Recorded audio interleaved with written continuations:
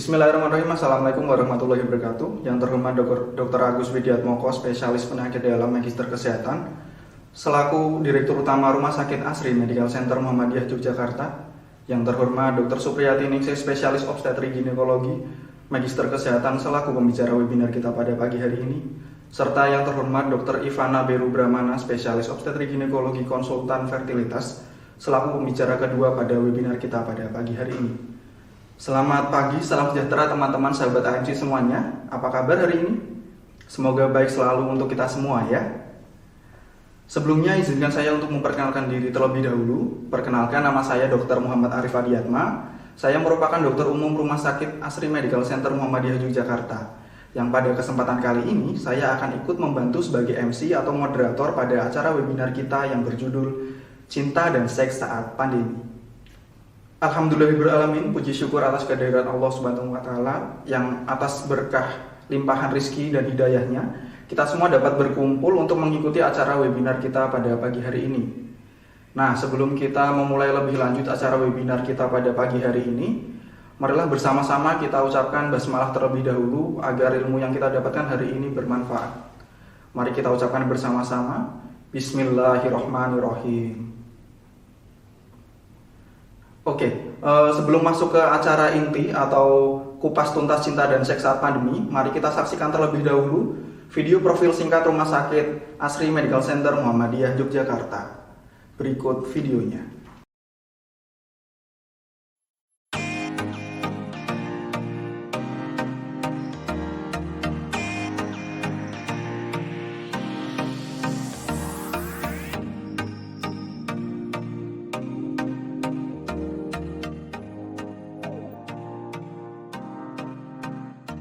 Assalamualaikum warahmatullahi wabarakatuh. Selamat datang di Asri Medical Center. Kami hadir dalam rangka memenuhi kebutuhan Anda dalam Wellness and Aesthetic Center. Dan berikut sajian kami dari Asri Medical Center.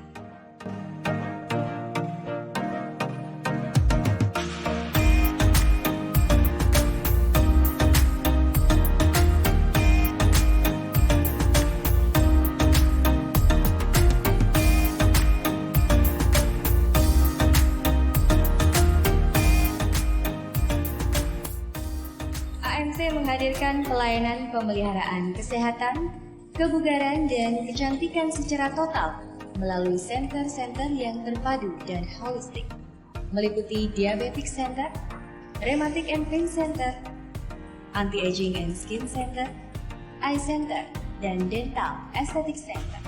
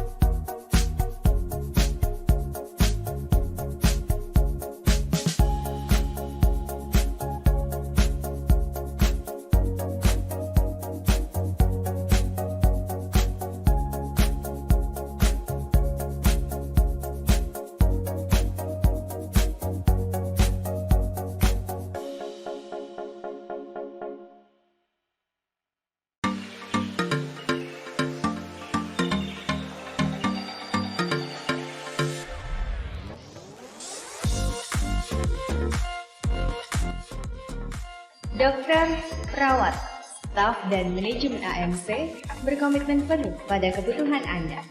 Senantiasa meningkatkan keterampilan, kompetensi, dan berfokus pada kepuasan Anda.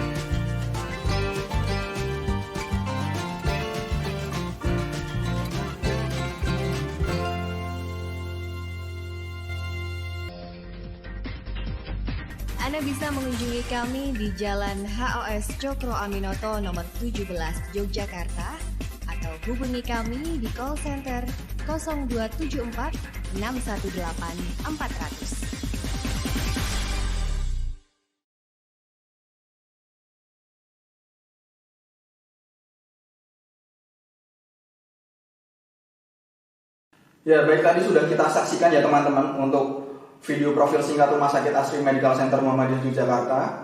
Untuk selanjutnya kita akan memasuki ke acara yang intinya, yaitu kupas tuntas cinta dan seks saat pandemi.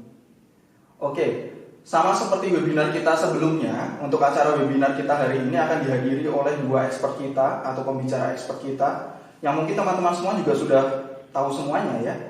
Untuk yang pertama, materi pertama akan dibawakan oleh Dr. Supriyati Ningsih, spesialis obstetrik ginekologi MKes atau biasa kita panggil dengan sebutan Dr. UPI ya. Kemudian untuk materi kedua kita yaitu dari Dr. Ivana Beru Brahmana, spesialis obstetrik ginekologi konsultan fertilitas. Nah, sebelum kita masuk ke materi pertama yang akan dibawakan oleh Dr. UPI, ada baiknya kita lihat terlebih dahulu biografi singkat beliau. Berikut biografinya.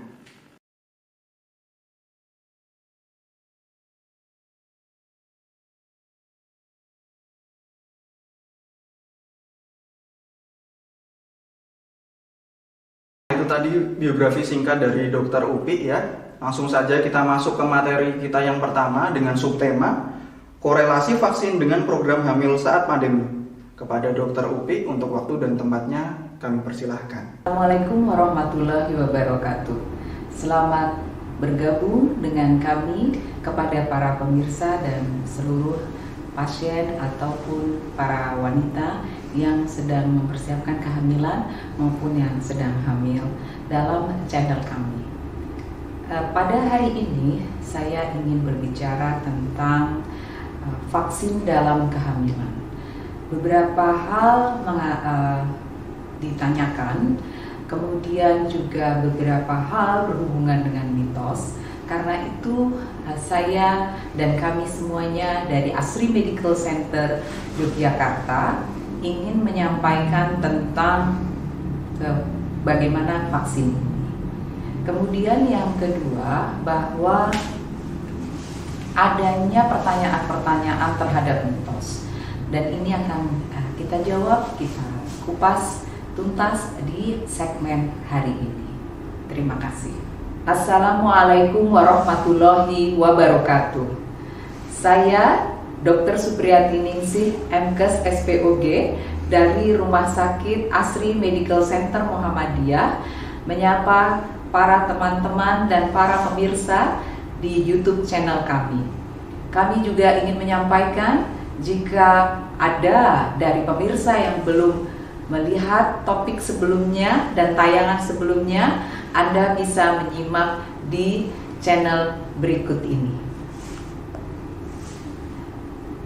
Para pemirsa yang hadir pada hari ini, saya ingin menyampaikan tentang pentingnya vaksin atau imunisasi pada ibu hamil. Mengapa topik ini ingin saya angkat pada kesempatan yang sangat berbahagia dan indah bagi para netizen? Karena vaksin sering berhubungan dengan beberapa mitos yang itu merupakan sesuatu yang keliru. Padahal wanita hamil sangat membutuhkan berbagai masukan, berbagai imunisasi yang itu akan memproteksi dirinya sebelum, saat hamil, dan untuk pasca kehamilannya. Yang pertama adalah seorang wanita jika harus divaksin. Apakah vaksin ini penting dalam kehamilan? Vaksinasi adalah bagian dari upaya meningkatkan proteksi kekebalan tubuh pada manusia dan dalam hal ini pada wanita hamil. Pada wanita hamil sesungguhnya vaksinasi dibagi menjadi dua. Vaksinasi sebelum kehamilan dan vaksinasi pada saat dia hamil. Pada saat sebelum kehamilan, mengapa wanita yang akan menyiapkan pernikahan dan mungkin akan menyiapkan kehamilan harus melakukan vaksinasi? Karena berhubungan dengan beberapa penyakit yang itu bisa dicegah pada saat nanti dia hamil. Yang pertama adalah vaksinasi hepatitis B. Mungkin semua pernah mendengar tentang vaksinasi ini. Vaksinasi ini adalah memproteksi diri wanita. Dalam hal ini tentu saya bicara tentang wanita. Vaksinasi ini memproteksi para wanita dari serangan hepatitis virus B. Hepatitis virus B ini tidak baik dan kemudian juga bisa ditularkan pada saat ibu hamil kepada bayinya selama kehamilan. Karena itu vaksinasi hepatitis B dilakukan dan sebaiknya ditempuh pada wanita hamil pada saat sebelum hamil. Kemudian yang kedua adalah imunisasi yang disebut dengan tetanus toksoid. Tetanus toksoid umumnya diberikan kepada caten atau calon pengantin. Mengapa? Karena vaksinasi ini penting untuk memproteksi wanita dari infeksi yang disebabkan oleh Clostridium tetani, di mana Clostridium tetani ini merupakan kuman yang masih endemik di Indonesia dan banyak terdapat di tempat-tempat yang lembab, di tanah, di tempat yang banyak tanaman, sehingga situasi dan juga berhubungan dengan situasi yang tropis di Indonesia, maka tetanus toksoid merupakan vaksinasi atau imunisasi yang disarankan kuat, dan ini diwajibkan pada calon pengantin atau pasangan yang akan menikah.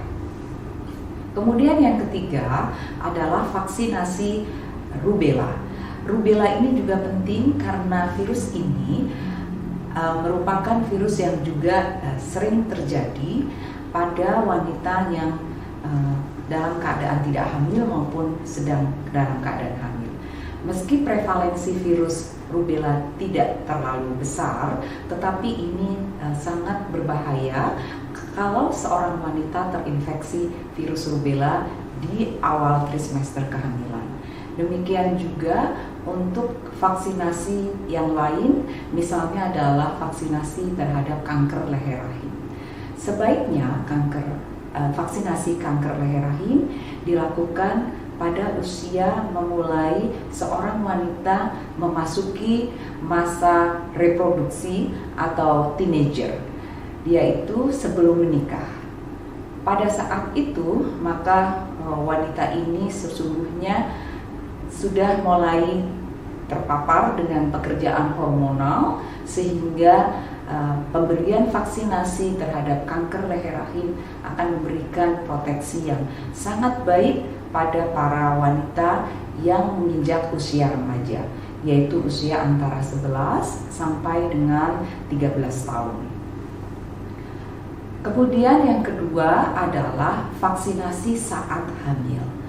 Kehamilan akan menyebabkan seorang wanita tidak selalu boleh diberikan imunisasi atau vaksinasi, karena beberapa imunisasi atau vaksinasi tidak atau berbahaya bagi ibu pada saat hamil karena bisa terinfeksi dan bisa menginfeksi si bayi yang dikandungnya.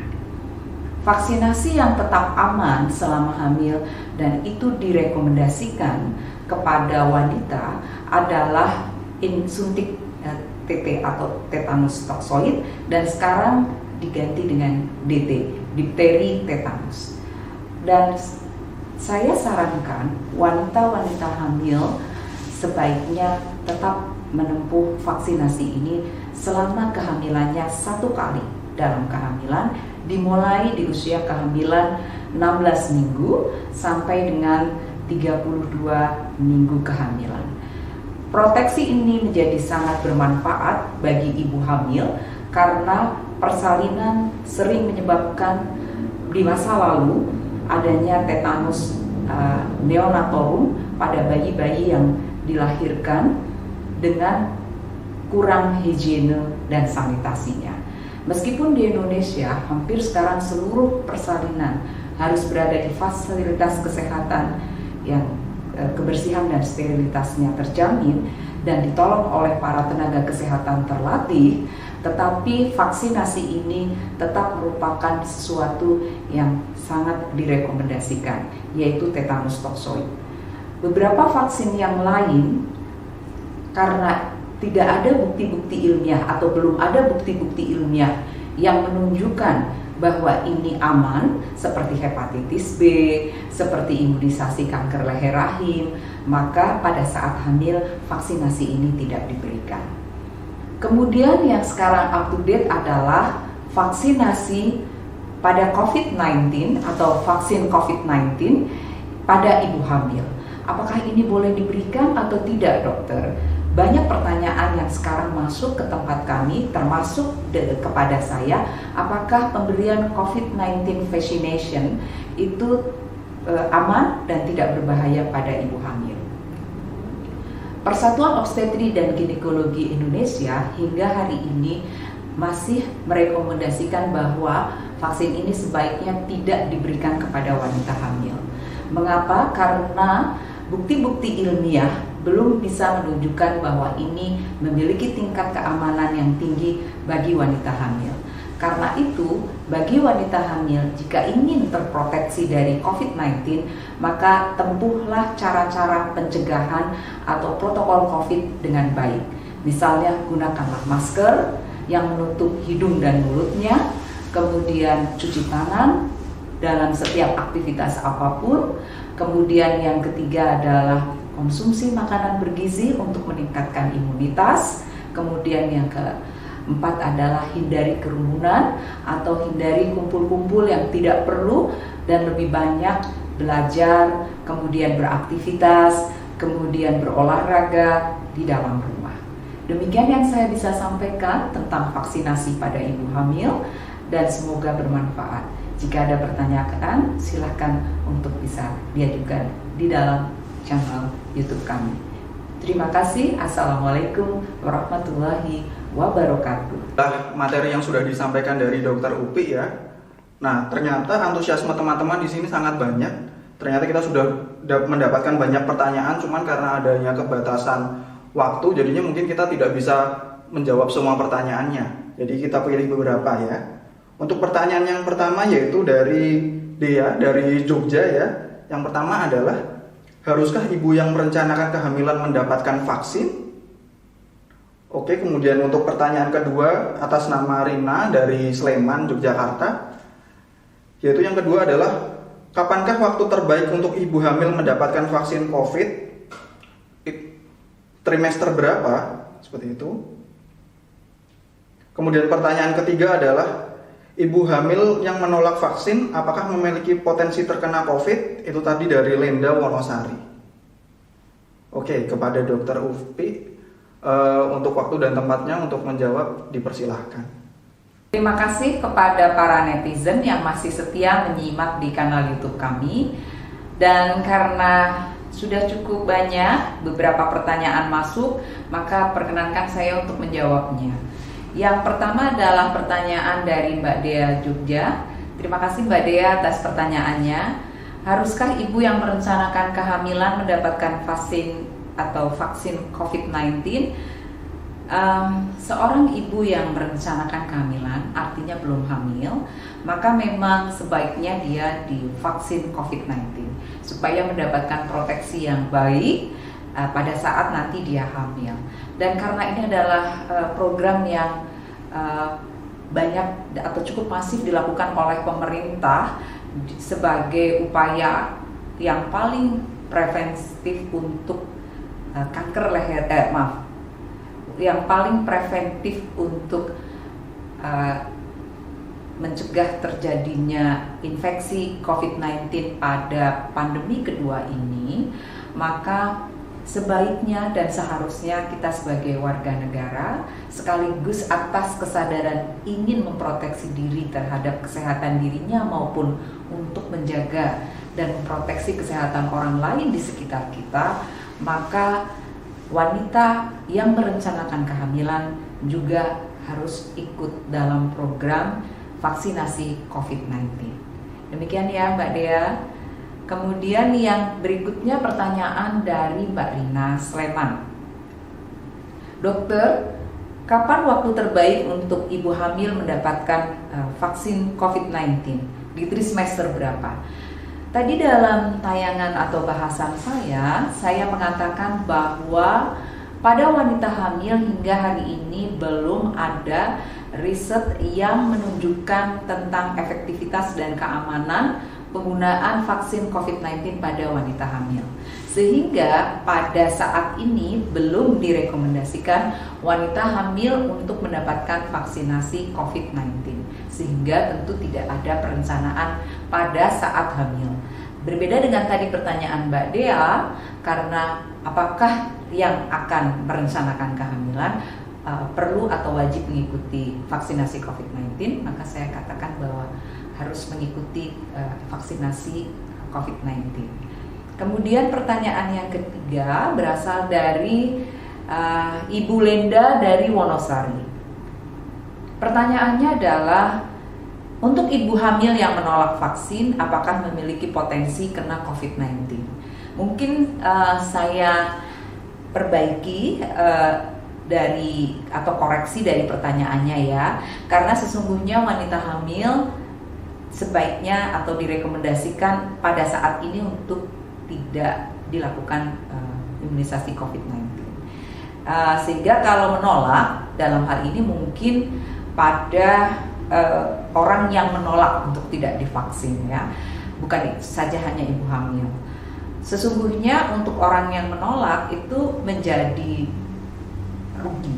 Mengapa? Karena Vaksinasi adalah upaya untuk mendapatkan infeksi secara terkontrol karena vaksin itu memiliki dosis dan memiliki waktu untuk booster atau penyuntikan ulang.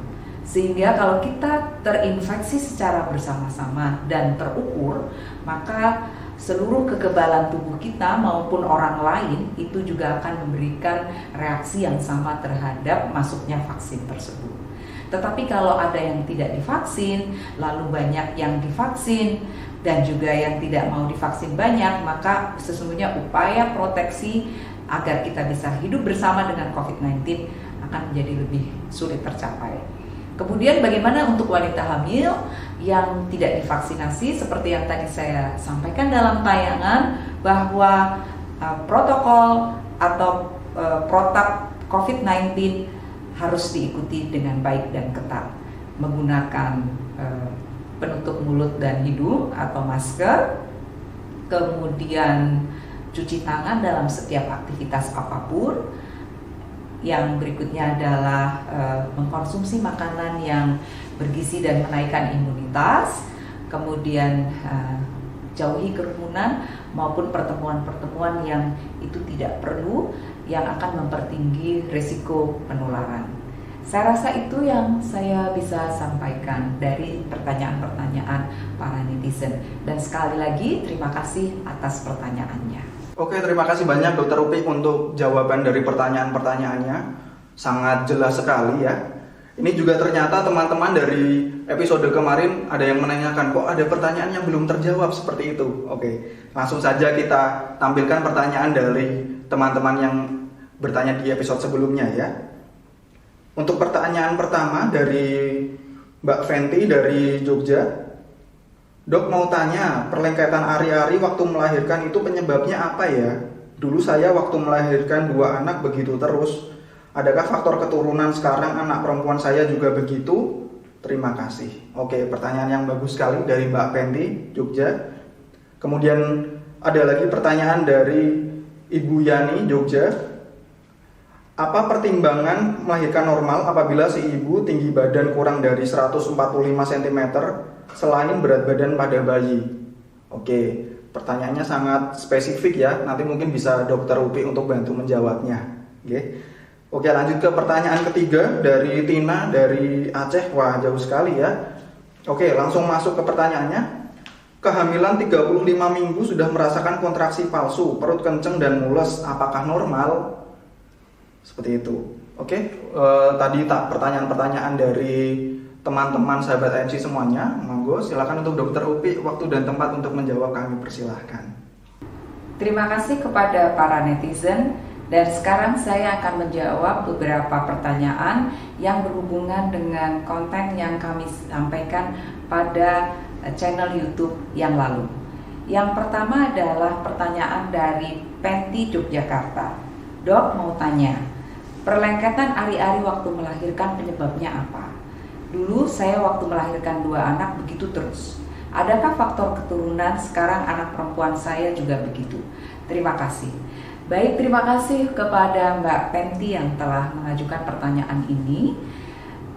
Perlengketan ari-ari saat melahirkan penyebabnya yang paling banyak adalah karena adanya proses yang menyebabkan plasenta atau ari-ari tersebut tidak mampu melepaskan diri sesuai dengan waktu yang seharusnya terjadi secara alami dan spontan. Kita tahu bahwa ari-ari atau plasenta akan lepas dalam waktu maksimal 30 menit setelah bayi lahir. Nah, karena terjadi suatu kontraksi yang tidak baik, maka kemudian perlengketan itu menjadi terjadi. Dan karena plasenta tidak bisa lepas dalam waktu 30 menit, maka kita mengatakan sebagai perlengketan. Perlengketan ini dipacu oleh suatu proses yang umumnya terjadi di kehamilan sebelumnya. Misalnya riwayat keguguran berulang, kemudian riwayat uret berulang, atau berkali-kali melahirkan, sehingga kualitas dinding dalam rahim menjadi turun. Kemudian dimasukkan oleh plasenta yang pada kehamilan berikutnya atau dimasuki oleh plasenta pada kehamilan berikutnya, dan kemudian plasenta itu menjadi tumbuh di tempat yang pembuluh darahnya mungkin sudah tidak baik, nutrisi makanan menuju ke daerah tersebut tidak baik, maka kemudian dia tumbuh di atas jaringan yang tidak sehat. Akibatnya ketika melahirkan, maka plasenta itu menjadi tidak bisa keluar secara spontan dalam waktu 30 menit.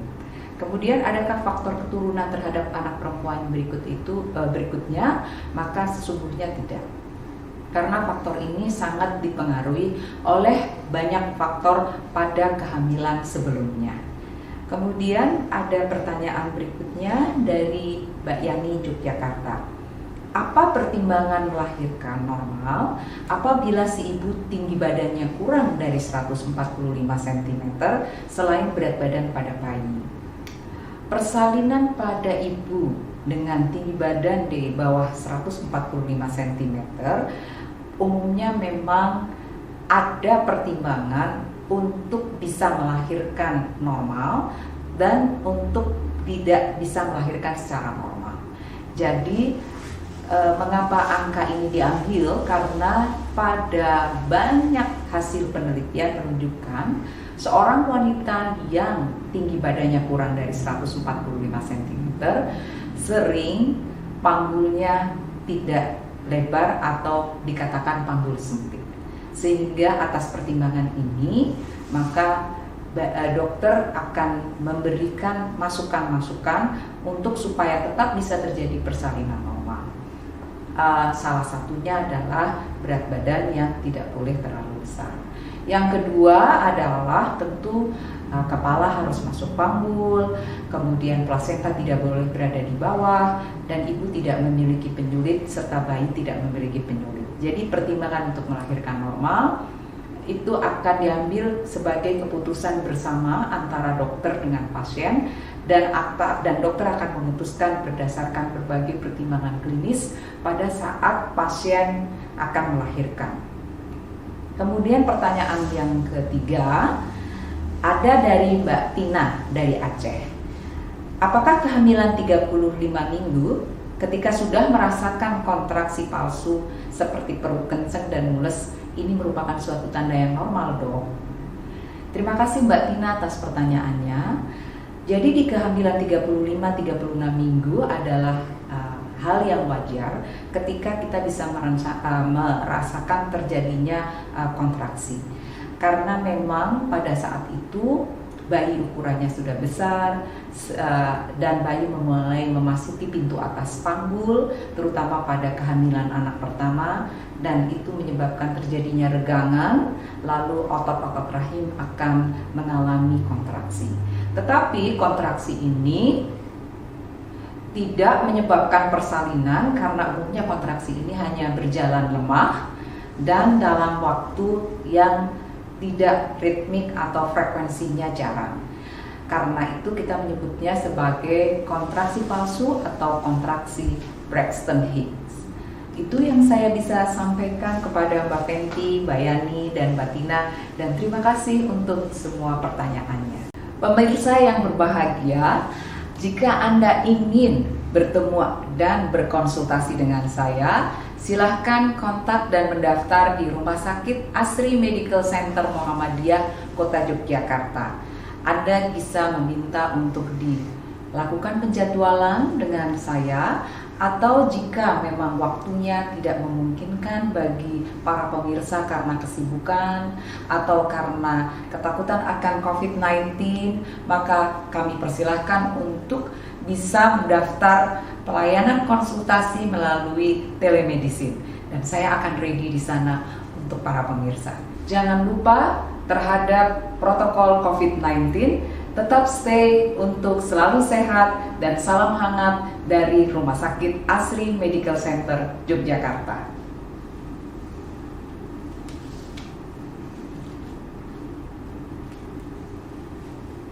Nah, itu tadi sudah dijawab ya pertanyaan teman-teman dari Dr. Upik. Terima kasih banyak Dr. Upik untuk materinya dan sudah menjawab pertanyaan dari teman-teman semuanya.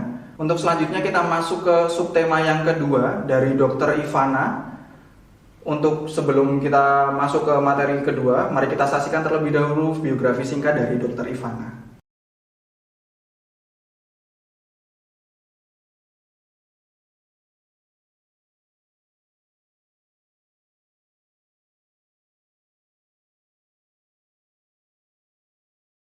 Nah, itu tadi sudah kita saksikan biografi singkat dari Dr. Ivana. Untuk selanjutnya langsung saja kita masuk ke materi webinar kita, ke subtema yang kedua yang berjudul Program Hamil pada Pasangan yang Sulit Hamil. Kepada Dr. Ivana untuk waktu dan tempatnya kami persilahkan. Assalamualaikum warahmatullahi wabarakatuh. Selamat berjumpa ibu-ibu dan bapak-bapak dalam acara program hamil dari Rumah Sakit AMC Muhammadiyah Yogyakarta. Saya Dr. Ivana Berubrahmana, spesialis obstetrik dan ginekologi, konsultan fertilitas, akan menyampaikan beberapa hal bagi bapak-bapak maupun ibu-ibu sebagai pasangan suami istri atau pasutri yang sekarang sedang mengharapkan kehamilannya. Sebagai konsultan fertilitas, tentu akan saya fokuskan pada permasalahan program hamil pada permasalahan seorang ibu. Walaupun nanti pada saat Bapak dan Ibu kontrol ke poliklinik saya, silahkan untuk datang bersama-sama. Untuk itu akan saya bahas permasalahan apa yang sering terjadi pada seorang pasangan suami istri, di mana permasalahannya pada pihak wanita. Yang pertama adalah permasalahan karena menstruasi yang tidak teratur, di mana faktor ovarium atau indung telur menjadi permasalahan utamanya. Yang kedua adalah karena adanya faktor tuba. Yang ketiga adalah karena faktor uterus atau rahim itu sendiri. Untuk itu, nanti pada saat Bapak dan Ibu akan melakukan kontrol di poliklinik fertilitas, insya Allah permasalahan itu akan kita kupas bersama-sama. Dan yang selanjutnya kita lakukan adalah pemeriksaan fisik pada Bapak dan Ibu. Untuk permasalahan pada wanita, maka yang akan kita periksa pertama kali dengan pemeriksaan USG atau ultrasonografi. Dengan pemeriksaan USG, maka kita akan bisa melihat ataupun menilai ukuran dan bentuk rahim dari ibu. Apakah ukuran dan bentuk rahim ibu normal atau terlalu kecil? Bagaimana arahnya? Apakah terlalu menekuk ke depan atau ke belakang atau agak condong ke kiri atau ke kanan? Nanti akan bisa kita lihat dengan pemeriksaan USG. Lalu dengan USG kita juga akan bisa melihat organ reproduksi pada ibu yang lainnya, terutama pada bagian ovarium. Apakah ovarium ibu sehat atau ada kista, baik satu di sisi kanan atau kiri atau kedua-duanya. Untuk itu nanti akan bisa kita periksa dengan menggunakan USG abdomen. Dengan USG transvaginal akan lebih terbantu lagi kita mengukur sel telur ibu sesuai dengan siklus menstruasinya. Biasanya di awal kita akan periksa pada hari kedua atau ketiga. Tetapi ibu, saat ibu akan datang ke poliklinik fertilitas, silahkan saja kapan pas ibu atau bapak bisa datang ke poliklinik. Nanti pada saat harus menstruasi kedua atau ketiga bisa kita informasikan pada saat hasil pemeriksaan awal sudah kita dapatkan. Pemeriksaan yang selanjutnya adalah kita lakukan pemeriksaan ginekologi. Maaf, dalam hal ini kita akan lakukan pemeriksaan pada organ atau kelamin pada ibu. Untuk itu ibu persiapkan diri, insya Allah nanti tidak terasa sakit. Walaupun mungkin terasa tidak nyaman, tetapi insya Allah tidak sakit ibu, jadi tidak usah takut nanti pada saat dilakukan pemeriksaan. Dan insya Allah saya pun berhati-hati dalam melakukan pemeriksaannya. Dan semuanya tentu akan kami jelaskan dulu bagaimana prosedurnya pada saat nanti ibu datang ke poliklinik fertilitas. Pemeriksaan ginekologi yang kita lakukan, maka akan kita bisa melihat bagaimana bentuk dari vagina ibu dan apa yang ada di vagina ibu. Apakah ada keputihan, bagaimana warna, bagaimana konturnya, apakah ada bau atau tidak, nanti akan kita dapatkan hasilnya. Untuk itu bisa kita dukung dengan pemeriksaan swab vagina untuk mengetahui permasalahan atau penyebab dari keputihan yang ada misalnya di dalam vagina ibu. Selain itu kita bisa melihat serviks, apakah serviks mengalami erosi atau bagus. Kalau mengalami erosi nanti akan kita sampaikan, dan juga ada terapi yang bisa kita lakukan supaya serviks bisa kembali sehat. Selain itu, pada saat melakukan pemeriksaan ginekologi, bisa juga kita sekalian lakukan pemeriksaan pap smear.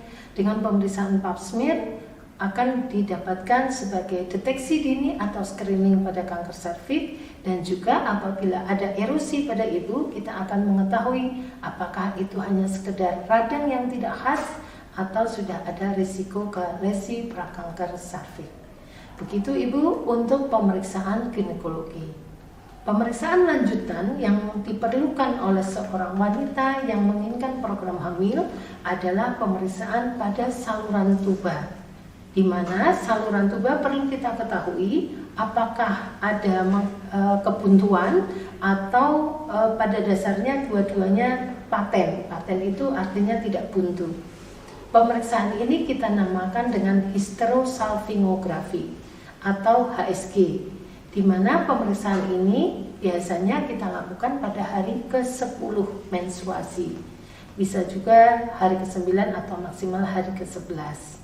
Nah, pada saat pemeriksaan ini, ibu cukup datang pada saat hari kedua atau ketiga menstruasi di poliklinik fertilitas. Apabila nanti memungkinkan untuk pemeriksaan HSG, maka nanti akan mendapatkan surat pengantar kapan ibu akan melakukan pemeriksaan HSG. Pemeriksaan HSG dilakukan oleh dokter spesialis radiologi, sehingga perlu kita jadwalkan dulu. Untuk itu, ibu cukup datang di poliklinik fertilitas pada hari kedua atau ketiga menstruasi. Apabila nanti hasil HSG sudah didapatkan, maka kita akan mendapatkan jawabannya, bagaimana kondisi tuba atau saluran tuba pada ibu. Apakah dua-duanya baik, tidak buntu, atau ternyata salah satu buntu, atau ternyata dua-duanya buntu. Karena hasil dari HSG ini akan menentukan tindakan apa yang perlu kita lakukan pada saat program hamil ini akan dilanjutkan. Apabila kedua tuba tidak buntu, maka bisa kita lakukan senggama terencana pada pasutri yang program hamil ini, atau meningkat ke arah inseminasi buatan. Inseminasi buatan juga sudah bisa kita lakukan di Rumah Sakit AMC Muhammadiyah Yogyakarta. Jadi kami berikan fasilitas itu untuk hasil program hamil yang diharapkan bisa mempunyai keakuratan lebih tinggi. Dan kapan waktunya untuk dilakukan inseminasi tentu nanti akan kita informasikan sesuai dengan perkembangan telur ibu dan bagaimana hasil dari cek sperma pada suami. Begitu ibu, hasil kepentingan dari HSG.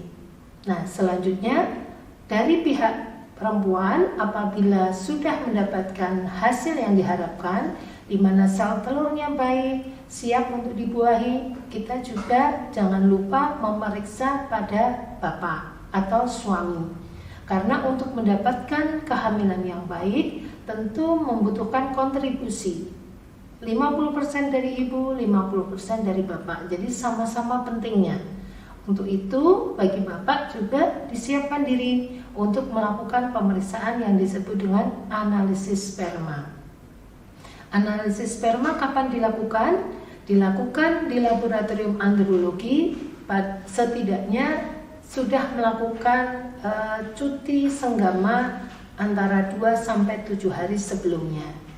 Jadi nanti kalaupun bapak datang di poliklinik fertilitas, kemudian kami tanyakan kapan hubungan atau senggama terakhir dengan istri, kemudian bisa kita jadwalkan kapan akan dilakukan pemeriksaan analisis sperma sesuai dengan kesiapan dari bapak. Jadi bapak juga jangan khawatir ya. Jadi nanti tentu kita akan lakukan sesuai dengan kesiapan dari bapak. Tetapi setidaknya ada waktu antara 2-7 hari sebelum pemeriksaan analisis sperma dilakukan, itu adalah hubungan yang terakhir dengan ibu. yang disebut dengan abstinensia. Jadi tidak melakukan hubungan seksual setidaknya berjarak 2-7 hari, baru kita jadwalkan kapan cek analisis sperma. Selain analisis sperma, ada juga kita tawarkan untuk pemeriksaan DFI, DNA Fragmentasi Index, supaya mengetahui bagaimana kondisi dari sperma Bapak. Walaupun demikian, tentu nanti Rumah Sakit AMC Muhammadiyah Yogyakarta akan memfasilitasi Bapak dengan kondisi analisis sperma dan DFI ini akan lebih baik konsultasi ke dokter andrologi. Dan di Rumah Sakit AMC Muhammadiyah Yogyakarta juga ada dokter androloginya. Dengan demikian, untuk pasutri yang program hamil, baik permasalahan dari seorang ibu atau wanita maupun dari pihak pria atau bapak, insya Allah dua-duanya bisa mendapatkan solusinya. Dan harapan untuk bisa mendapatkan kehamilan akan didapatkan oleh ibu dan bapak sekalian. Demikian yang bisa saya sampaikan. Insya Allah nanti kita bisa bertemu di Poliklinik Fertilitas sesuai dengan permasalahan atau kasus setiap pasien atau pasutri yang datang. Oke, baik, tadi materi yang sudah disampaikan Dr. Ivana sangat lengkap sekali ya. Langsung saja kita masuk ke sesi tanya jawab. Ternyata di sini teman-teman juga antusiasnya sangat tinggi ya, ada banyak pertanyaan. Langsung kita sebutkan pertanyaannya satu-satu ya. Untuk pertanyaan pertama, apakah obat-obatan tertentu dapat mempengaruhi pada kesuburan? Kemudian pertanyaan kedua, Dok, saya diberikan obat oleh dokter andrologi untuk memperbaiki hormon. Tetapi setelah minum obat tersebut, saya merasa lemas. Apakah saya tetap harus melanjutkan konsumsi obat tersebut atau bagaimana ya dok? Kemudian pertanyaan ketiga, Dok, apakah perlu untuk mengkonsumsi suplemen tertentu baik untuk suami dan istri agar dapat cepat hamil? Kemudian masuk ke pertanyaan keempat, apakah syarat untuk bisa melakukan program kehamilan dengan IVF dan bayi tabung? Kemudian pertanyaan nomor 5, bagaimana cara menghitung masa ovulasi jika siklus menstruasi tidak teratur? Kemudian yang nomor 6, apakah lama waktu berhubungan dan seberapa kali berhubungan mempengaruhi kesuksesan program hamil? Oke, tadi banyak sekali ya pertanyaannya dari teman-teman. Mohon untuk Dokter Ivana dimohon untuk menjawabnya. Monggo silahkan, waktu dan tempatnya kami persilahkan. Assalamualaikum warahmatullahi wabarakatuh. Terima kasih untuk ibu-ibu maupun bapak-bapak yang telah mengirimkan pertanyaan kepada saya tentang program hamil. Saya Dr. Ivana Guru Brahmana, SPOG Konsultan Fertilitas dari Rumah Sakit AMC Muhammadiyah Yogyakarta akan berusaha menjawab pertanyaan Bapak dan Ibu satu persatu. Pertanyaan pertama, apakah obat-obatan tertentu dapat mempengaruhi pada kesuburan? Ya, bisa Ibu, misalnya untuk Ibu yang sedang program diet untuk menurunkan berat badan. Jadi dalam kondisi tertentu, bagaimana penurunan berat badan yang ekstrim juga akan mempengaruhi kesuburan. Kadang-kadang menyebabkan jadi menstruasi jadi terlambat atau tidak teratur ya. Jadi memang kalau Bapak dan Ibu datang untuk program hamil, seandainya mengkonsumsi obat-obatan tertentu lebih baik disampaikan pada dokter pada saat Bapak dan Ibu kontrol di klinik infertilitas. Begitu jawaban dari saya. Pertanyaan berikutnya, Dok, saya diberikan obat oleh dokter andrologi untuk memperbaiki hormon. Tetapi setelah minum obat tersebut, saya merasa lemas. Apakah saya tetap harus melanjutkan konsumsi obat tersebut atau bagaimana ya dok? Jadi untuk Bapak yang sedang mendapatkan pengobatan hormonal dari dokter andrologi, disesuaikan dulu bagaimana lemasnya. Apabila terlalu lemas, lebih baik di stop dulu, kemudian Bapak kembali ke dokter untuk menanyakan kondisinya ya.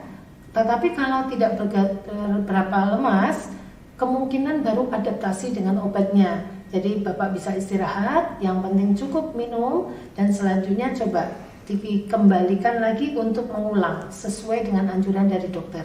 Tetapi apabila kembali seperti itu lagi dan merasa Bapak semakin tidak tahan, lebih baik Bapak hentikan obatnya, kemudian kembali berkonsultasi pada dokter yang memberikan obatnya.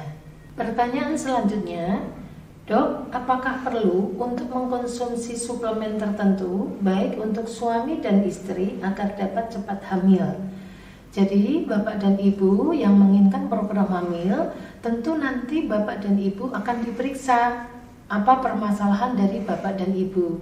Dari hasil pemeriksaan tersebut, maka dokter akan memberikan resep yang sesuai dengan masing-masing kasus dari Bapak dan Ibu.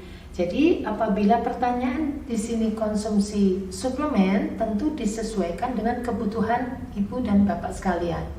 Apabila membutuhkan obat-obatan yang memacu untuk tumbuhnya sel telur, jadi dia tidak hanya sekedar suplemen. Dan semuanya tentu akan diresepkan oleh dokter pada saat setelah memeriksa ibu dan bapak. Apabila pada ibu kemudian terjadi permasalahan tidak teraturnya siklus menstruasi, tentu akan diberikan obat pengatur siklus menstruasi. Dan obat pengatur siklus menstruasi ini bukan sekedar suplemen. Nah, di mana kemungkinan diberikan suplemen? Tentu suplemen ini dibutuhkan apabila memang Bapak dan Ibu membutuhkan suatu stamina yang baik. Karena mungkin Bapak dan Ibu sibuk bekerja, di mana kadang-kadang tidak seimbang antara waktu istirahat dan aktivitas yang dilakukan. Dan untuk Bapak juga akan diperiksa analisis sperma. Nah, hasil dari analisis sperma nanti akan menyesuaikan dengan resep yang akan diberikan oleh dokter terhadap Bapak. Apakah analisis sperma menunjukkan kondisi yang normal atau kondisi yang kurang, sehingga obat yang diberikan akan meningkatkan kualitas sperma dari Bapak. Pertanyaan selanjutnya, apakah syarat untuk bisa melakukan program kehamilan dengan IVF dan bayi tabung? Jadi Bapak dan Ibu, untuk program hamil ini silakan datang ke Poliklinik Fertilitas Rumah Sakit AMC Muhammadiyah Yogyakarta. Dari awal nanti akan ada pemeriksaan baik bagi ibu maupun bagi bapak. Pemeriksaan pada ibu nanti akan dilakukan pemeriksaan USG terlebih dahulu untuk mengetahui bagaimana ukuran dan bentuk organ reproduksi dari ibu, baik dari uterus maupun dari ovariumnya.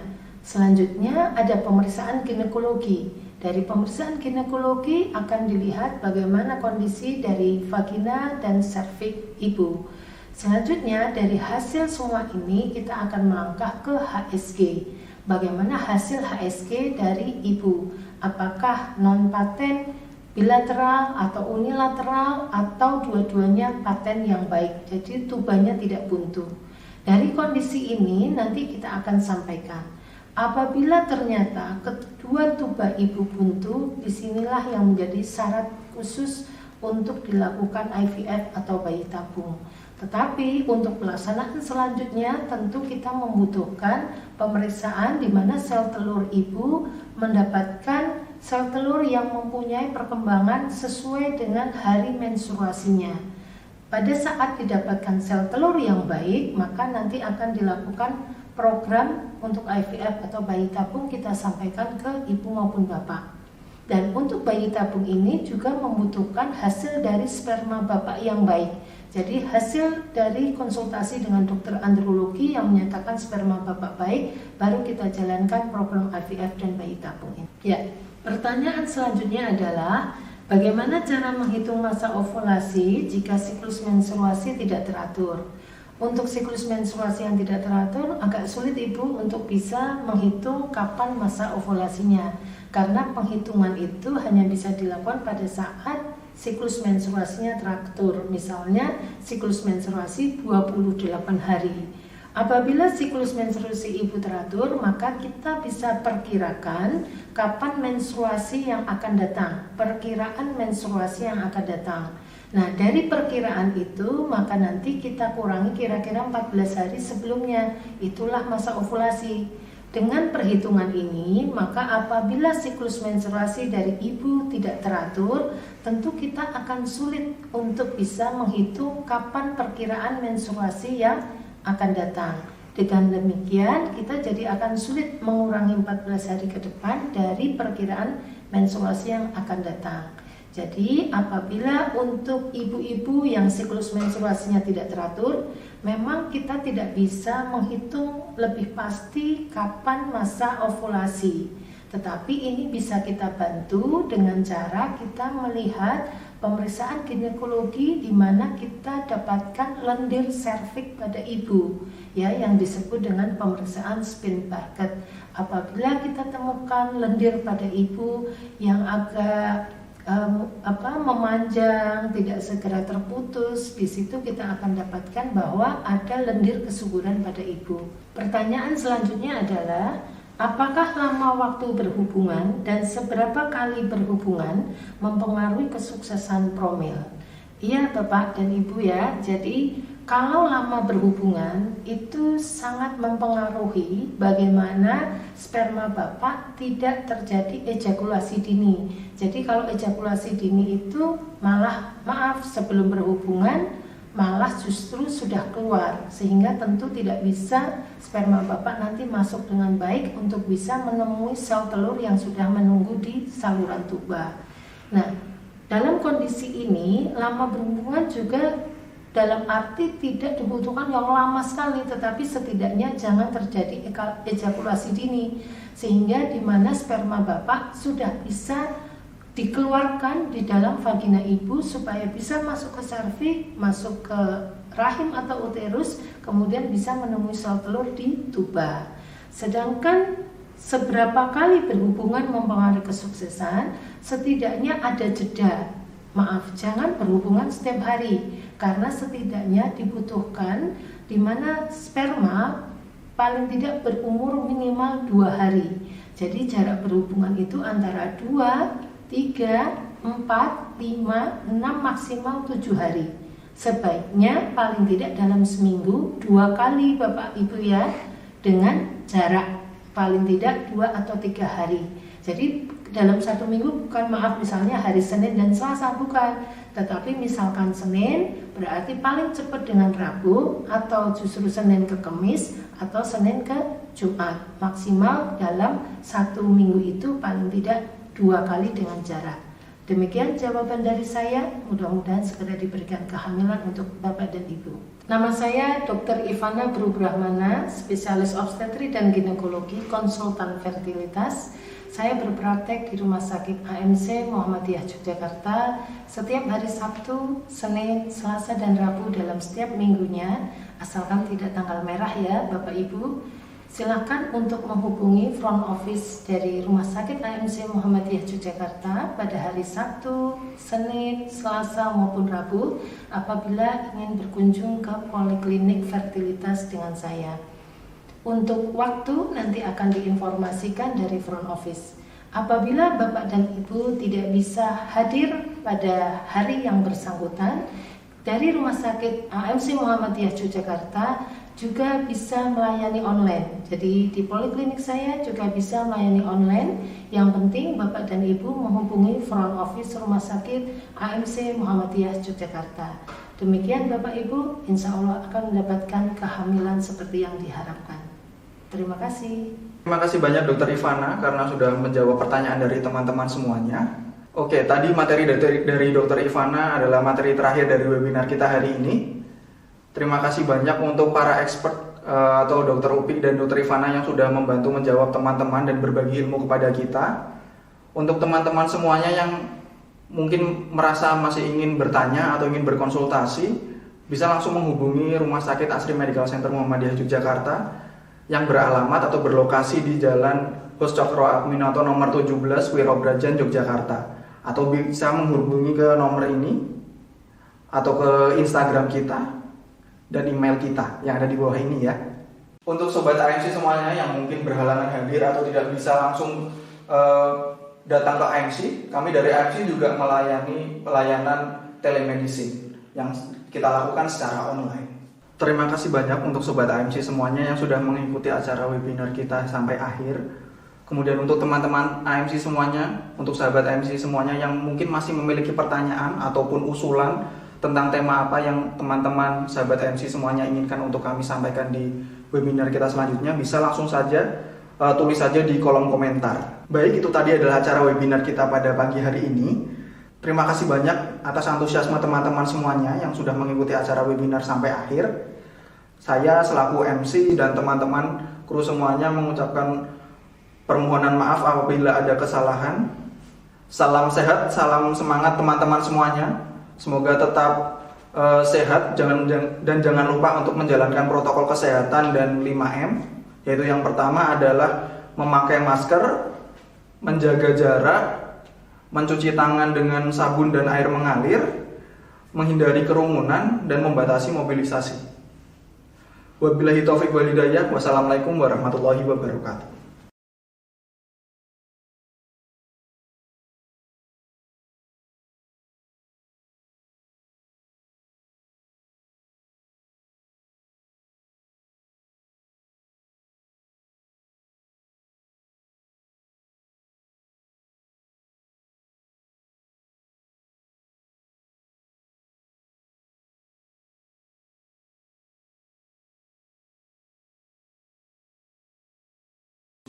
Thank